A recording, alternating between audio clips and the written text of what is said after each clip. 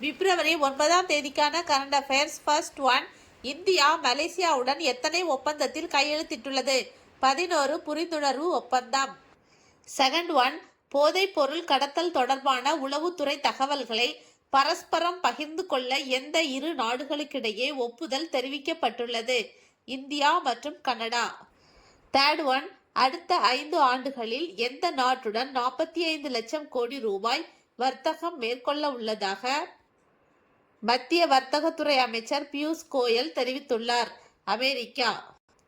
Fourth one, தமிழகம் முழுவதும் மாநகராட்சி, நகராட்சி மற்றும் பேரூராட்சிகளில் பணியாற்றும் தூய்மை பணியாளர்களுக்கு 3 வேளையும் உணவு வழங்கும் திட்டம் பிப்ரவரி 9இல் முதல்வர் மு.க. ஸ்டாலின் அவர்களால் எங்கு தொடங்கி வைக்கப்பட்டுள்ளது?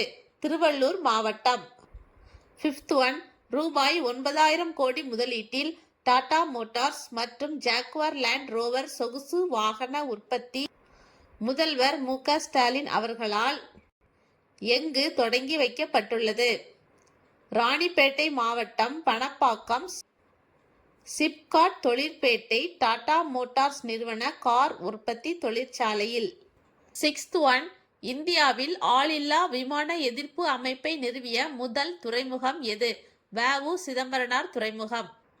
செவன்த் ஒன், 2047க்குள் அனைவருக்கும் காப்பீடு என்ற திட்டத்தின் கீழ் 100% காப்பீட்டு பாதுகாப்பை அடைந்த இந்தியாவின் முதல் மாவட்டம் எது? அல்வார் மாவட்டம், ராஜஸ்தான். எய்த் ஒன், இந்திய ரயில்வேயானது இந்தியாவின் முதல் LNG டீசல் இரட்டை எரிபொருள் DEMU diesel electric multiple unit ரயிலை எங்கு அறிமுகப்படுத்தியுள்ளது? அகமதாபாத்தில் உள்ள சபர்மதியில். நைன்த் ஒன், 2026ஆம் ஆண்டில் உலகளாவிய உயிரி எரிசக்தி உற்பத்தி தரவரிசையில் முதலிடம் பிடித்த நாடு எது? அமெரிக்கா. இந்த தரவரிசையில் இந்தியா பெற்றுள்ள இடம் 5. டென்த் ஒன், 2027 நிதியாண்டிற்காக முதியோருக்கான பிரத்யேக வரவு செலவு திட்டத்தை அறிவித்த முதல் இந்திய மாநிலம் எது? கேரளா. நெக்ஸ்ட் கொஸ்டின், தமிழக முதல்வர் அறிவித்த 2024 மற்றும் 25ஆம் ஆண்டிற்கான கலைஞர் நினைவு கலைத்துறை வித்தகர் விருது யாருக்கு வழங்கப்படுகிறது? 2024ஆம் ஆண்டுக்கான விருது பழம்பெரும் நடிகை M.N. ராஜம் மற்றும் 2025ஆம் ஆண்டுக்கான விருது பழம்பெரும் இயக்குனர் S.P. முத்துராமன் அவர்களுக்கு. ஒவ்வொருவருக்கும் 10 லட்சம் ரொக்கம் மற்றும் நினைவு பரிசு வழங்கப்படும்.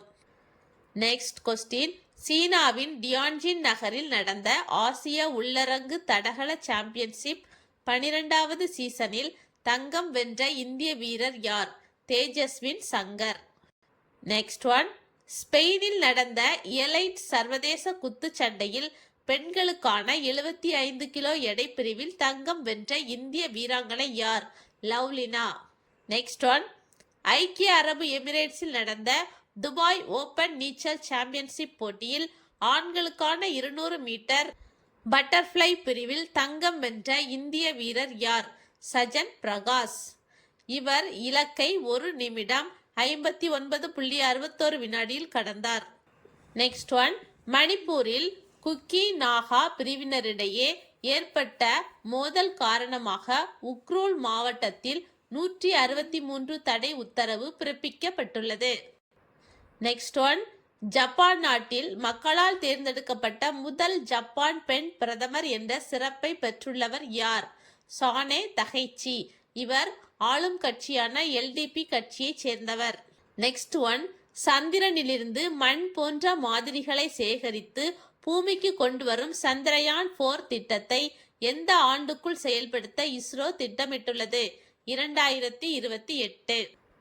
நெக்ஸ்ட் ஒன், 2026ஆம் ஆண்டுக்கான விங்ஸ் இந்தியா விருதுகளில் ஆண்டின் சிறந்த விமான நிலையமாக தேர்வு செய்யப்பட்டது எது? டெல்லி சர்வதேச விமான நிலையம். நெக்ஸ்ட் ஒன், மணிப்பூரின் முதல் பெண் துணை முதல்வராக நியமிக்கப்பட்டுள்ளவர் யார்? நெம்சா கிப்சன்.